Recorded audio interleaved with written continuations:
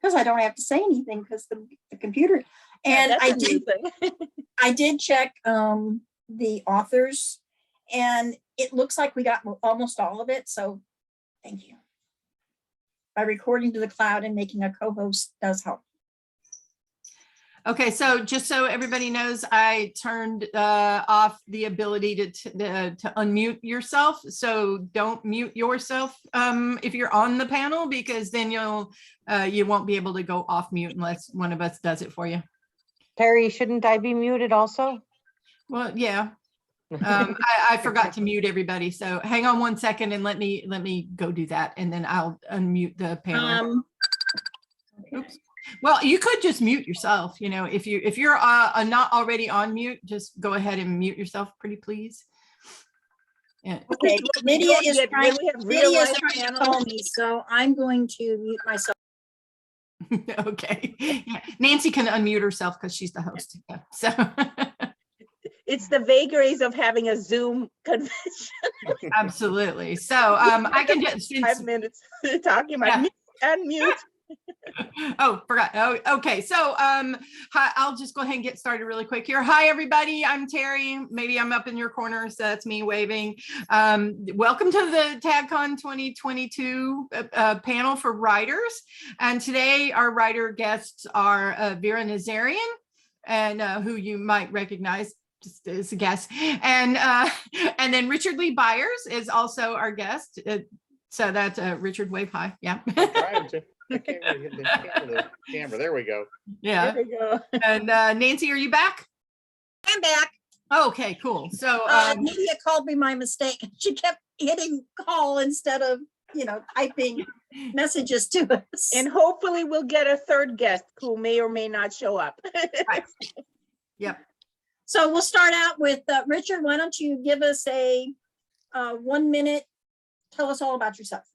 Okay, I don't know if it'll take a minute. I've been writing mainly fantasy and horror for several decades. I've probably best known for my Forgotten Realms books, although I've done a lot of other stuff. My current books most recent books are The Head of Mimer and The Rebels of Vanaheim, which are both Marvel Legends of Asgard novels from Aconite Books. And the third one of those, which is called The Prisoner of Tartarus, will be out in October. That's fantastic. Awesome. So, you guys ready for some questions? Vera, you can tell us about yourself, but we kind of know you. Well, we don't want to do an introduction. That's silly, you know. So because we already know who you are. Okay. You also know who Richard is, but just he's the guest, so we got to get. I have to be Maybe polite. they know who I am. There you go. My parents taught me to be polite to guests. So That's right. The publishing industry has certainly changed in the past few decades. Do you feel these changes have given authors, both new and old, more or less opportunities to reach potential readers? Richard, I'll let you start with that one. All right. Well, I think that, like most things, it's kind of a mixed bag. I think that if you want to get into, big money, big New York publishing, that's probably, and stay there once you do, if you do get in, that's probably harder than it was when I was starting out for, a couple of different reasons. But I also think that there's a lot of opportunities for writers that exist now, a lot of options that really weren't around when I was starting out there. I mean, you can, there's a lot of online markets, there's self-publishing options, there's, I think, probably expanded opportunities to write for, game markets and to connect with Hollywood, although I haven't had any luck with that yet myself. So, like I said, I think it's a mixed bag. Yeah, I totally agree with that. It's just, things have gotten really strange, to be honest. It's, with the ebooks coming and all the new markets, audiobooks, people doing the self-publishing versus traditional or both, because a lot of us are just kind of doing both right now. But It's, Okay. you know, insane. What would you say are the advantages of using a traditional publisher such as Random House? That's the only one that could come to mind when I started thinking about traditional. To do your editing, printing, distributing, and promoting your new books. And then what are the disadvantages? Who do you want to start on that one? Well, I was Vera, just you gonna want to say- start on that one? Vera, why don't you take this one first? All righty. Well, what happens is one of the biggest struggles you have with traditional publishing is just, first of all, just getting through the door, you know, because you may be submitting, it's like a multi-stage process. First, you have to get the agent, right? So you have to submit to the agent. Then the agent starts submitting on your behalf to the publisher. And that's the next process. So that may or may not happen again. And it's just a very, very long and painful and full of rejections. And you just sit there and you assume that when you write a book, you have to keep writing the next one. And you never know what's the fate of that first book that's being out there making the rounds with your publisher and your agent.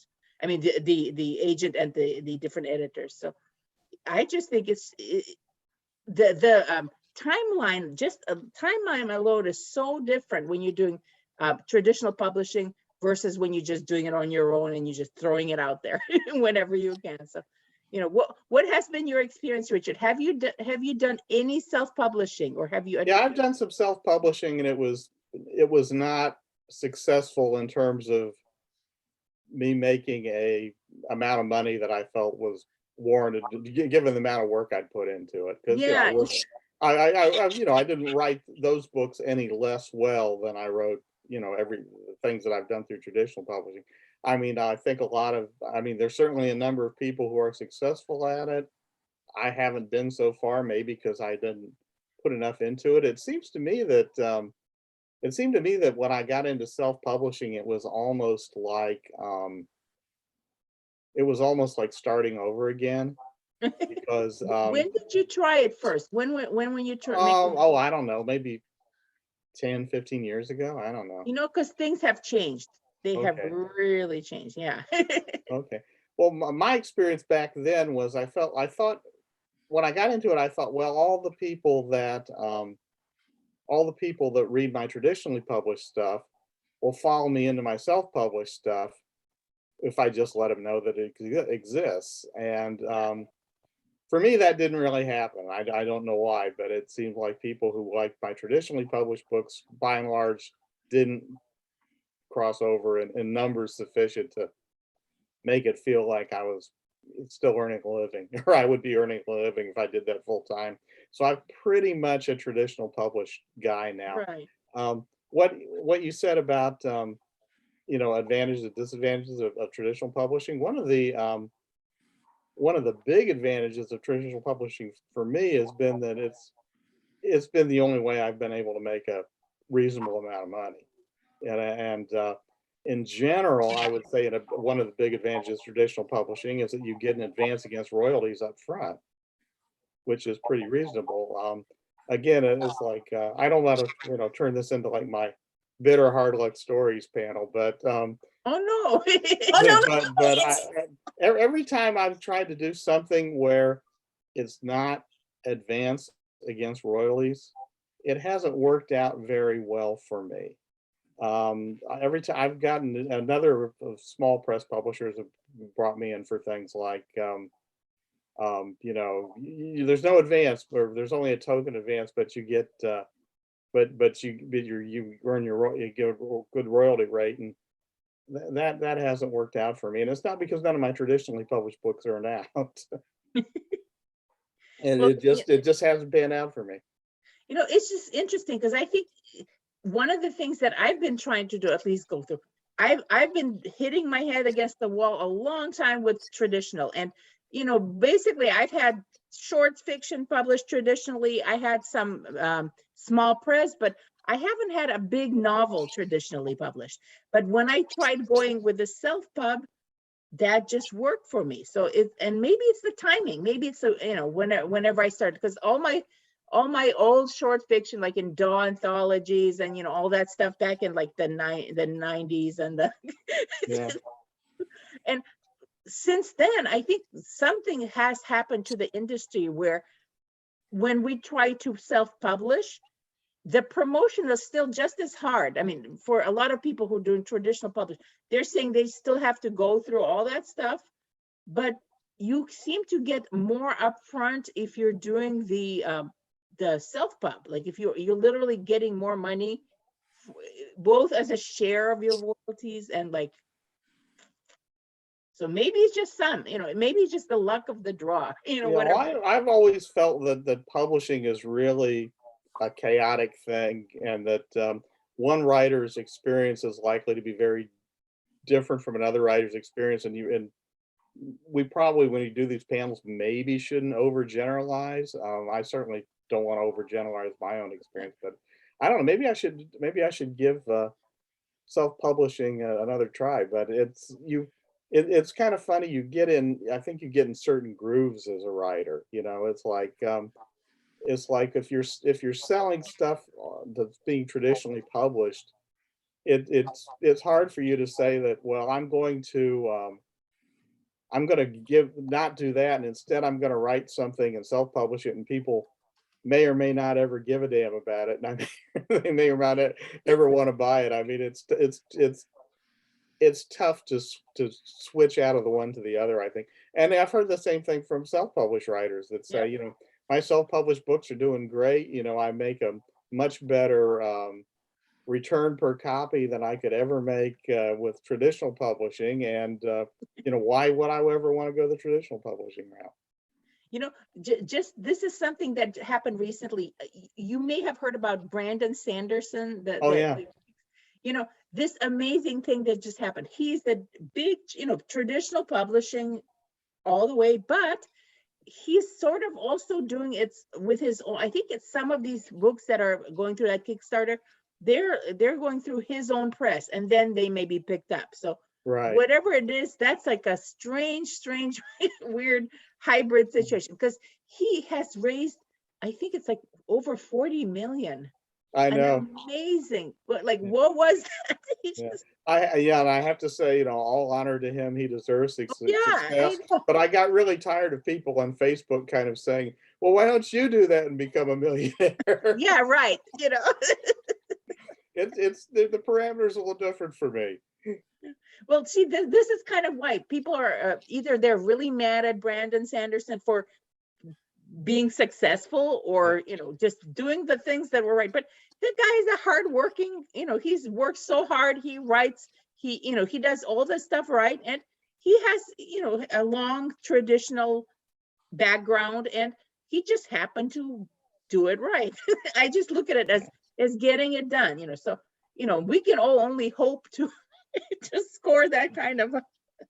Yeah, yeah, you never know. It's interesting that the thing that a lot of the thing that a lot of people said that I don't subscribe to myself, but I saw a lot of people say, oh, if he's going to do this, the book should only be available to the people that support the Kickstarter. No. If he later sells them through to traditional publishing, that's kind of a betrayal of the people who supported the Kickstarter. I don't necessarily follow that logic, but it's interesting. I mean, I guess if nothing else, it illustrates that if on social media, people always find some reason to take a shot at you, no matter what you do. Absolutely, I think so too. Because, you know, why, if he has a choice, and if the traditional publishers later pick it up, why not? You know. Yeah, So I'm works. fine with that.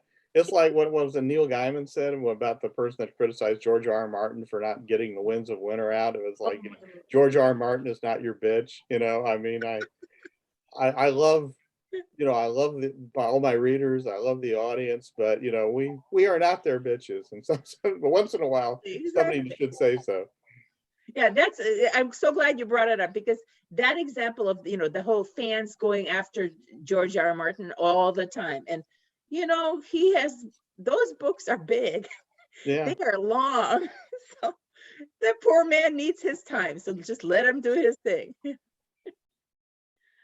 That's true. And you pretty much answered a lot of my next question was what are the advantages and disadvantages of independent publishing? And how do you reach your potential audiences? Yeah. That's I know that's Vera, something you're we doing all a wanna lot of know. TikToking with your tiaras. Oh my goodness, this is about TikTok. Richard, have you heard about the new, the migration to TikTok? I've heard about it. I haven't done it because I'm, I had to do an old guy that's not early in any of these trends, but I Listen, do it's know that it's horrible. happening. It's horrifying. Well, because you have to go in there and you have like 15-second and whatever second videos, and you have to make like 10 a day. Yeah. It's pretty strange. And the thing is, what's really strange is this year, I think it started like a big exodus. Every authors are being told, even by their, Random House or whatever, Hatchet, they're telling their authors to go on TikTok. It's just, that's what we do to promote now. And it's like, it's a stampede, and there are crowns involved. There are crowns. Yes, you have to, buy you'll this. have to, you'll have to buy a crown. I gotta get this thing. Here it is. Okay. There are crowns. I had to buy a crown because people on TikTok, they put these things on. Every other TikTok has a person with a crown. And if it's a Really? man, if it's a male author, usually, they say, okay, well, let me put on a helmet or something. So it's like a thing. Okay. These weird gimmicks, and it's like that is what is expected of us now to promote our books. To I, go I on have a and be I have a theory about promotion on social media, which is that to really get a big bump, you want to be one of the first people to do it, which I never am. I feel like the first few bloggers, probably Same here. killed it. Yep, The first yep. few people that did a book trailer on YouTube probably killed it. Yep. And the first few people that were promoting themselves on Facebook probably killed it. But if you're like the 1,000th or the 10,000th person trying to do one of those things, your results are going to be probably modest. I don't know. Yep. That's just my unsupported theory, but I've always had that hunch it worked that way. I'm kind of the same way because I'm never the first person on these things. And it's like, by the time I get here, like, just because now I'm on TikTok, it's going to go down.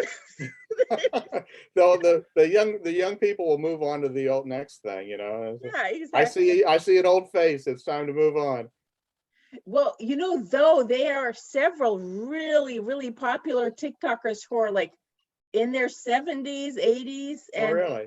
yes, and they're like, I don't know what it is. They have the charisma and they can do it. So it's like, it doesn't matter what. I've seen every age now because, as I said, it's a stampede. So it's like they're traditional published, their agents and authors are, publishers are directing them specifically to TikTok. So you will see a new arrival, of any age, all of our good old friends Oh. coming on Well, saying, maybe I what should am I figure it doing? out. I don't know. I don't know if I've got enough creativity in me to do 10 Listen, videos a day, though. what happens is you have to kind of watch to see what they're doing. Right. A lot of them are doing scrolling books. Like they're taking a book and they're flipping the pages and putting little teasers from the book on on the text on the screen. So some Okay. of them don't even show their face. You don't even have to be on with your face, but it's just amazing. So if you get a chance, just go on TikTok and like watch, because besides all the little kids, there's a whole area called Book Talk. Okay. So it's amazing. And it's like we're being forced to perform with our little crowns. Silly stuff. It's just ridiculous, but hey. Where the readers are, we follow. Right. I wonder if I can get a Heimdall helmet like it's drawn in Marvel Comics. He's the hero of my Marvel Legends of Asgard books. So. Well, that would be awesome. If you can get your hands on something like that, like a model replica or something, Right. do it. And then if you go on the TikTok, you can say, "Here's my crown." Right. Yeah. One thing I will say for my current publisher, Aconite, that's doing the Marvel Legends of Asgard books, among other things, is that they do have a good PR person, Anjali Smith, and she's and she they have a good website, and she gets me on as a guest on podcasts and stuff like that, and they find the good reviews, and they put the good reviews on the website and put the books out for advanced reviews on NetGalley and everything. So it's Yeah, like that's right. my at the moment my PR situation is not as hopeless as it generally is, or as it often has been. Hey, listen, we try what we can, and Yeah. this sounds good. It sounds. What's the title? You give us the title of your current book. What's the one? Well, the first book is in the trilogy is The Head of Mimer, and the second one is The Rebels of Vanaheim. Those are both out, and Okay. then The Prisoner of Tartarus comes out in October, I believe. Yeah, that sounds right. So is it a trilogy you're saying, or is it a? Yeah, it's I was trying to when you look at Marvel Comics derived material, you try to find, well, what might people like to see that hasn't already been covered in the comics, and I found that the origin of the character Heimdall had not really been covered, or at least I couldn't find where it has. There's like a cajillion Marvel comics, so I could have missed it, but I thought, well, let's tell the story of his ascent from being a callow young warrior, newly recruited into the forces of Asgard, all the way up to him being a true god of Asgard and guardian of the Rainbow Bridge with all the powers and magical gear and everything that we see in the comics. Let's tell that over the course of 3 books. So that was what I did. That's actually great. That sounds fabulous. I wish we could. Do you have like a book to show us? Like, Yeah, if I can get it to show up on screen. you know what you do is put it against your shirt, and it'll show up. Okay. It's weird. Yeah, Well, if you put it close, there we go. We can This see. is the first one. Cool. Okay. All That's right. good. I can show you the second one too somewhere. Right, go for it. I don't see it. Let's 'Cause see. we've practiced with backgrounds too. The way to show books is you gotta push it up. Yes. Okay. Why can't I put my hand on the second one right now? Oh, there it is. There we go. All right. And this is the second one. Okay. Ooh, Rebels of Anaheim. There we go. And if anybody wants to see the cover for the third one, Yeah. it's up on the marvel.com site. Okay. Cool. There. I'll get myself back in the picture. Okay. All right. Now, my next question is, have ebooks helped or harmed the industry? Hmm. Richard, I'll let you start with that one. Yeah, I don't really know. I think you would have to. I think you'd have to do like kind of a statistical analysis first, figure out have sales as a whole gone up or down, and then see what percentage of that is due to ebooks or whatever. I mean, I don't really know. I mean, I know I like them. That's pretty much all I read anymore. I always get the thing as an ebook, partly because there's no room in my house for any more paper and ink books. Yeah. But I mean, the books are, paper and ink books are really nice because if they're put together well, they're kind of examples of excellent craftsmanship or even works of art. They're very nice. But I just love the convenience of ebooks. But as far as what their effect on the industry, I'm not smart enough to know that. Vera, maybe you know. Well, I don't really either because nobody knows. Honestly, but I think what's happening is ebooks are like an alternative to trade. The mass market? Because when you have mass market paperbacks, that used to be like the first thing that they throw out. But now, because ebooks are, they're such a popular thing with a lot of readers, they're trying to do all these weird pricing games. Did you notice like some hardcovers are cheaper than ebooks? So I think they're just trying to fit them in. Like ebooks are just like a new thing, and you're like, we have trade paperbacks, we have hardcovers, mass market, and oh boy, now we have ebooks. So it's like they're like a new thing just to add into the mix. And yeah, I mean, a lot of people feel that ebooks ought to be cheaper because they're there's no paper, there's no ink, there's no physical product, there's no warehousing, there's no trucking them around. Yep. I'm inclined to agree with all that as long as it doesn't cut into my piece, you know. Exactly. I see, that's one thing that the indie publishers have a slight advantage because they can price their ebooks cheaper. Because I think what happens is when you have a traditionally published book and it's going out in ebook, they have all the other middlemen and all the other things, you know, the editors, everybody has to get paid. So there's that extra layer of whatever that has to Mhm. be appended to the price. But I mean, as a indie publisher, you would still have some editors, you would still have expenses, but you have a little bit more control over pricing, I think. So you can just, you know, if I, instead of going for a $15.99 ebook, which is like, you know, Mhm. I can charge like $7.99, or, you know, makes it a little more attractive to the buyers. But Right. Well, I can comment as a lifelong reader, okay?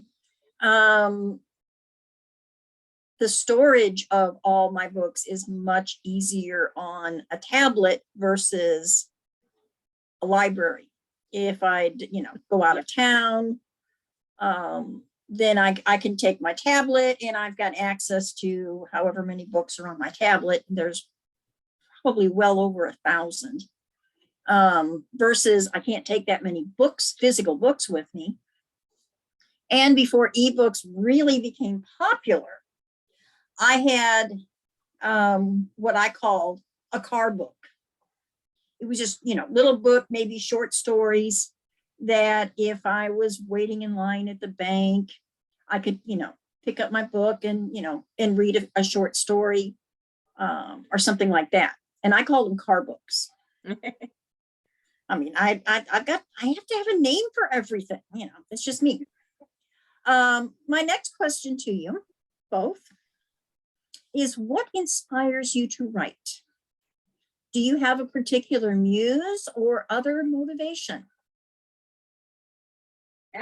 that question. Yes. Well, you know, I think it varies. I mean, it's sometimes it's you know, sometimes it's like, you know, making the rent. That's a good motivation. Yeah. Sometimes it's you know, I do a lot of tie-in work, so sometimes, you know, if somebody says you know, you could write a book about this character or this milieu, like the Marvel Legends of Asgard books, it's like, cool, you know, I'd love to take a shot at that. Oh yeah. You know, I mean, sometimes you just see something that moves you to write. I saw a kind of a political / religious meme on Facebook the other day that annoyed me. And it prompted a story idea, which was been commentary on what I thought was the dumbness of this meme. And you know, without having any particular market in mind or anything, I sat down and wrote it, and now I'm trying to shop it around. So you know, it's I mean, I think that at the bottom you just kind of have this urge that that you should, or this feeling that you should be doing this, and then sometimes it's a feeling that you want to do it for its own sake, and sometimes it's a feeling that you'd rather be earning your living this way than some other way. Oh boy, is that true? I used to have, for decades, I had a technical, like a computer day job. And I was always, you know, writing in like that during lunch and stuff and thinking, oh boy, I wish I could just do this full time. And finally, but you know, it still makes it harder to come up with this, you know, inspiration is not something that just kind of strikes. It just, you know, there's good reasons for coming up with ideas, you know. Being inspired by, you know, the pretty flowers or the taking a walk. It's like, nah, not always. It's more like, you know, like you said, a meme comes up, something annoys you or something ridiculous happens. And you're like, well, that could be explored. I thought, you know, the world we live in, the pandemic and all this stuff and the crazy, and that now we have monkeypox, for God's sake. You know, things that we have to deal with in this world. And it's like all of that, you know, I think part of what makes people writers, I don't know, you know, maybe, you know, I don't know how you feel about it, Richard, but for me at least, I end up going, okay, how do I deal with this? And like my brain just kind of works that way, where I verbally have to kind of explain things almost to myself, and then that turns into stories, and it's like one thing leads to the other, and then you have a big, door stopper. Yeah. It's like, oops. Yep. Inspiration is like a weird thing. I have no idea. Oh my God, yes. That's my most door stopper, like door stopper. Yeah, that's the over 1,000 pages. I guess I've written things that long, but they were split into 3 volumes. So, but I guess if you slammed them all into one volume, they'd be kind of like that. Well, unfortunately, that is book 4. Mhm. George R.R. Martin. All of his are, like Yeah, that. I'm up there with, like, I actually checked statistics. I've seen a chart for books, like book lengths, and I'm sorry to say some of mine are kind of up there too. I tend to go on and on, like, blah, blah. Well, I will say, I am a very eclectic reader, and I do have the Game of Thrones on ebooks, and one of the vendors, I think it was Apple, offered it as an immersive book, which was, it would have, a person's name, and then you would click on the name and it would give you the bio. Mhm. Ned Stark, okay, the father of so and so and so and so. Yeah. And it was kind of cool. I've seen, I think I know what you're talking about. There are certain, like Kindle or whatever, different ebook editions, and they have like extras, like you can click on things inside the book and, get more, like almost like follow your own adventure type things. Yeah. Yeah. I mean, if you wanted to know more about, and then it would show the family crest, because it was all about, the 7 kingdoms or whatever. So it would show family crests, which was kind of cool. And all sorts of stuff. And you just, we just look, oh, okay, that's cool. And it wasn't offered on Kindle. It was only offered through Apple. So that's one of the few books I have on Apple. Yeah. Most of mine are Kindle because they're easier to get to, and usually they are less expensive. Although most your books are all the same pricing. So anyway, you've told us about your latest, so I'm going to go into, how do you feel about audiobooks? The audio market is hot and seems to only growing. There is the latest AI narration option offered by Google that may or may not eclipse human narration. What do you think? That was a scary thing. This was announced recently. I don't know how much you've heard about that, Richard. The Google AI came out with, the way they read. It's almost like, it used to be really mechanical, like it sounds like a machine reading, Right. a robot. But it's really gotten good, and people are worried that human narrators are not gonna. But I don't think they have much to worry about, because there's still a long way to go. So, Well, I know that if you're lucky enough to get like somebody who's has a following as an actor doing your ebook, that a lot of people will say, "Oh, it's so cool that Brad Pitt or whoever it might be, is the narrator on this book, and he really does a good job." So I think that the kind of the star power narrators are going to stick with us. As far as kind of people who don't have that kind of star power, I don't know. I guess they could eventually be threatened. I think audiobooks are great. It's great that market is there. I don't listen to them myself because I can read a book a lot faster than I can listen to it, and I like being able to shoot through it at that higher speed. But I mean, as far as I think that it's great that the market exists. I don't really have an opinion about AI replacing human narrators. Based on what I just said, I don't know enough about it. Yeah, this is a new thing. I've just heard about it myself, like I think about a week ago or something, that this came out, and it's from Google. So it's new technology from Google. It's like, wow, Well, what do we have to do with? Google's going to come out with those things, but I know you were talking about the star power. One of my treasured ebooks, which is still on a CD, I need to transfer it over to digital, is The Time Machine, and it is narrated by John Delancey and Leonard Nimoy. Wow. It's one of my treasures. Actually, Because Leonard those- Nimoy's narrations are amazing. So Yes, I mean, he was, and you pair him with John Delancey. So I mean, it's one, like I said, it's one of my favorites. How does that work with having two narrators? Do they like tag team it or what? They were tag teaming, and then on certain characters, that would be Leonard Nimoy if he spoke, and then John Delancey was a different character, so that when they're having the dialogue in the book, it sounds like two men are just having a chat. right. It brings a totally different depth. Wow. Almost like a radio drama, maybe, right? Yes, yes. And just brought out something a little bit different, and H.G. Wells is not the easiest to read. So Well, I have a problem with audiobooks in general. I have a really poor attention span to like hearing things. So I would be rewinding the audiobook. So I can't do audiobooks, unfortunately. I just can't. My the ability only to time- hear and my English is kind of like, it's weird because I can't really understand it as well. So even like when I watch TV, maybe I have a hearing problem. I used to have, for decades, I used to do tech support with headsets. So my hearing is shot.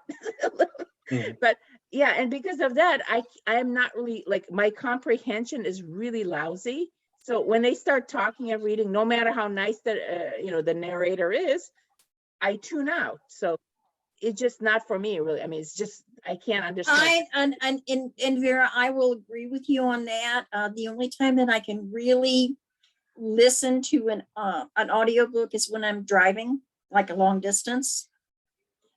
Just to, have it in the house. Yeah. My mind is wandering and I miss half of it. That's what I'm saying. Even if it's in a car, I think I tried that. I just, either I pay attention, so like my hyper focus to trying to understand what they're saying, and then I will like crash the car. So I don't think I would risk Has that. to be, and I think it's, we do learn selective listening. Yeah. So I think that's part of my, selective listening skills. I only listen to part of it. Yeah. If I had to I edit know a book, tons, I was gonna say, I know tons of people love to listen to audio, and I get it. I mean, it's a thing, which is wonderful. And thank goodness that it's out there for people. one of my nephews has a learning disability in which he has difficulties with reading comprehension. And to put this in his words, when he reads, it's just a bunch of words. Whereas an audiobook for him, we found this when they didn't have too many back then, but if I would read it to him, he understood every word. But it was the actual eyes, focusing, that's what he had the difficulty with. Right. So he's one of the prime candidates for someone who would enjoy audiobooks. I just saw it in a chat. I happen to like that printed word in front of me. Yeah, I just noticed somebody in chat mentioned some book series that they're saying it had good multiple narrators.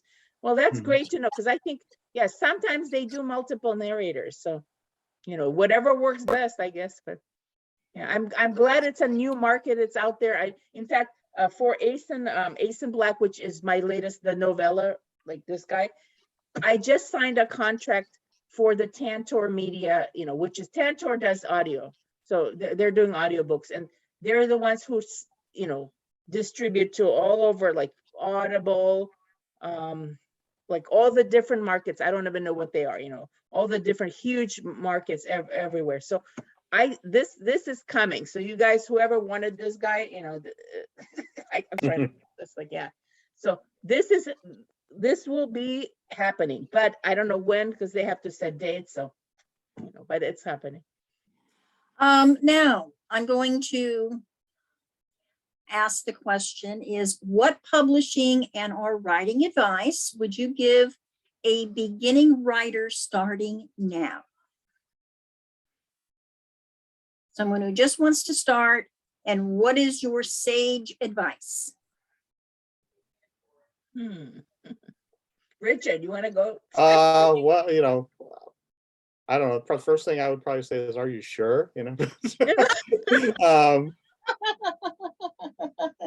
Well, I mean, I think what is a Heinlein's classic advice is that you have to write and you have to finish the stories that you write, and you have to submit them over and over again relentlessly until somebody buys them or you run out of markets. I think that's still pretty much it. Above, there's a lot of other ways to expand the things you can say to expand on that. I think that was saying you have to write, for me, that has to be on a regular schedule, and you have to prioritize writing. You have to say, okay, I'm going to show up at my computer or whatever at these times, and by God, I'm going to write. And you can base your production schedule beyond that, either on hours that you spend there or on number of words that you produce. You have like a daily quota. I do the daily quota thing because I'm lazy enough that I'm fully capable of sitting there and just, screwing around and staring at the screen for hours and not actually writing anything. But you can, but you do it either way, but you got to be on a regular schedule.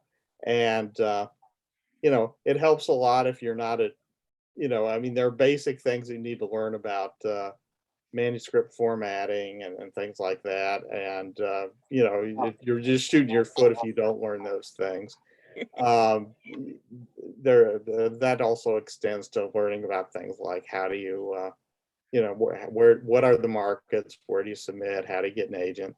If you're not going the traditional or the independent publishing route. You want to you probably want to do some networking and not be a jerk, and That's always good, not be a jerk. Yeah, and I mean, there are particular things that you learn about how not to be a jerk to say editors that you'd like to submit to that you meet at a conference or a convention. You don't do the slide the manuscript under the door of the bathroom stall thing. That's You right.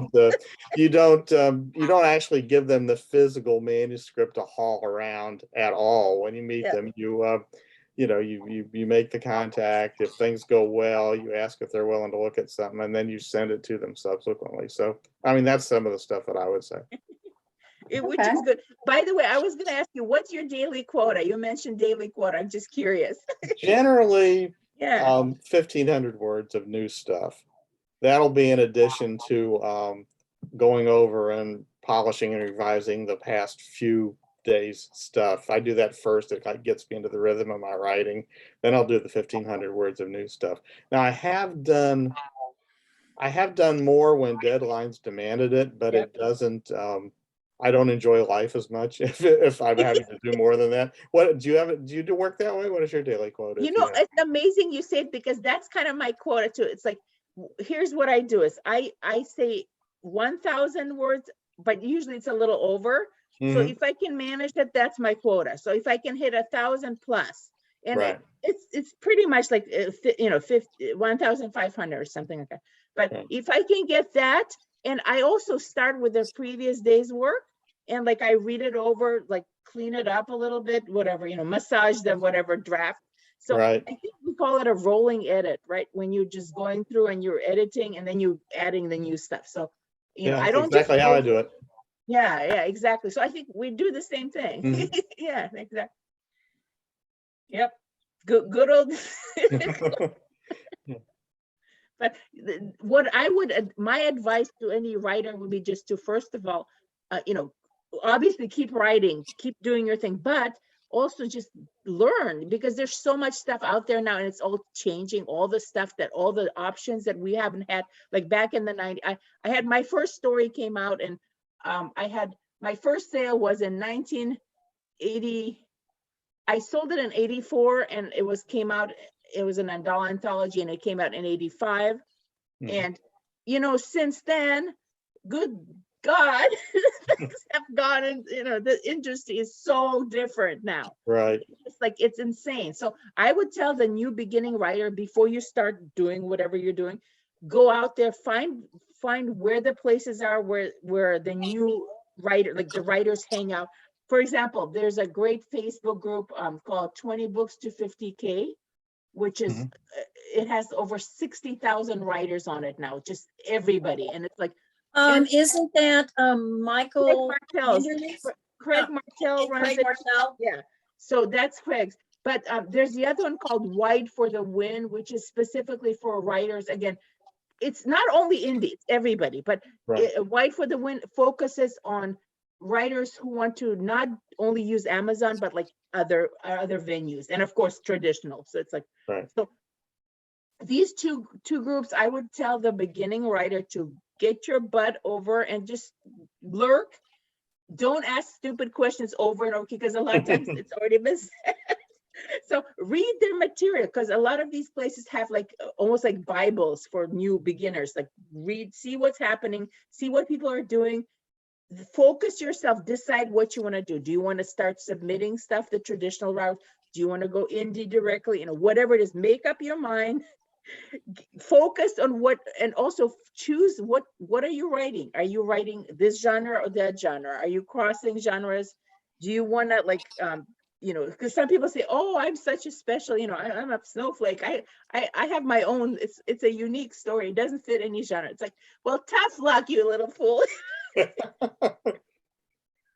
it doesn't work that way. Publishing just doesn't. You can't just say, oh, I'm writing, my book is the unicorn with a pumpkin genre or whatever. Yeah. So I mean, I think often when the person says, my thing is actually is like unique, it's unclassifiable, then a lot of times you look at it and you say, well, that seems awfully a lot like the Dresden Files, or whatever. My next question is, now I know Vera's answer to this, but Richard, I don't know yours. Many authors have different styles on how they write. There's the strict outliners, and then there's the pantsers who they kind of know what they want to talk about, but until it's actually on the page, they don't know what they're going to do. Which are you? Probably. Or do you do a hybrid? I'm probably somewhere in between by just by nature. I like to have a strong feeling about what the story is about, who the protagonist is, what he's trying to accomplish, what the major obstacles in the way are, and and that gives it the basic structure. I know how it starts. I know some high points I want to hit along the way. I know basically how it's going to end, or I think I do, and then but there's a lot of gaps in there to be filled in. Now, that said, I've sold a lot of things where on proposal, and then the next step is that the publisher would ask for a fairly detailed outline. And, that might not be my preferred way to work, but once I plot it, I'm not going to plot it again. So it pretty much follows the outline from that point forward. So on those books, I'm certainly the plotter type. Oh, the fact that you can actually follow that outline, to me, is just like, wow, you are so amazing. Because you give me an outline and I will screw it up. Well, I mean, bullet points. What I do is just give myself, like you mentioned, certain, I know where it goes. I know sort of what's supposed to happen in the end, and the main, maybe emotional main things, conflict points, but how it gets there is just like, it's the wonderful Wizard of Oz going down the road. Well, I say that I follow the outline, but there are in every outline, no matter how detailed I think that it is, before I start, I'll say, well, I said they go from point A to point C, but I never defined B. So how exactly does that happen? Yep. And there'll be other things that there'll be things like, well, this really doesn't make sense. The character would have to be a moron to do this, and he's not supposed to be a moron. So, Oh, okay. what do I do instead?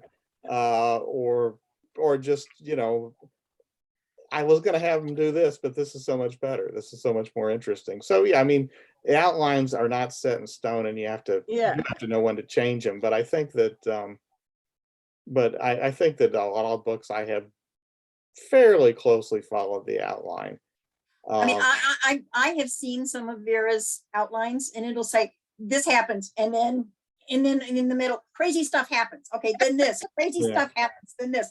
Okay, well, at least I kind of know where I know her destination, but with Vera, it's always the journey that makes it fun.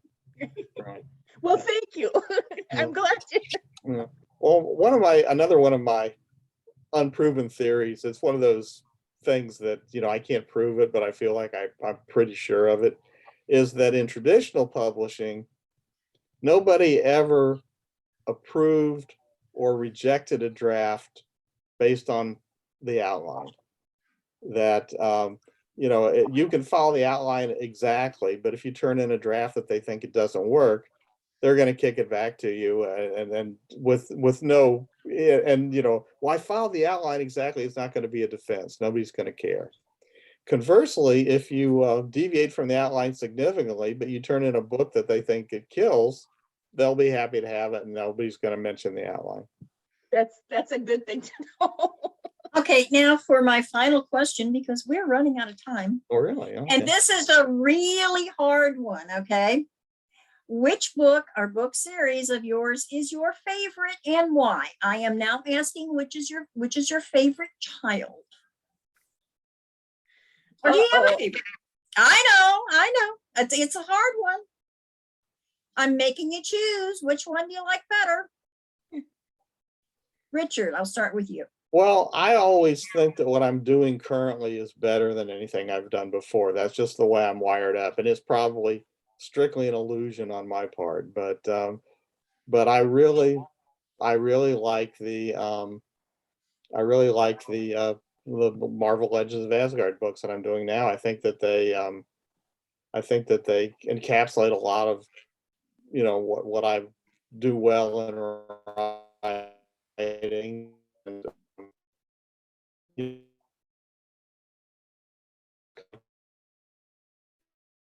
Oops, did we freeze? No, I think Richard froze. I have to start writing too, but I can't tell you about that yet because of an NDA. Okay. That wasn't lucky because you froze there for a moment. Yeah, I just got the little message. Your internet connection is unstable. Yeah. It probably means somebody used the microwave out in the kitchen. The internet and the microwave don't get along in this house for We some have to, every panel, we have to have one of these. We had last Yes. panel, we have one of these. In the panel I did earlier with Vera, I had a severe thunderstorm that rolled right through, and I lost power, lost internet, and it wasn't pretty. Fortunately, we had a plan B, so it still, ended up working out, but that kind of stuff, we try to plan for it. It doesn't always happen. Well, Okay. I was gonna get back to Richard's, he said whatever book he's working on at the moment. I would like to steal their answer because I think that's true.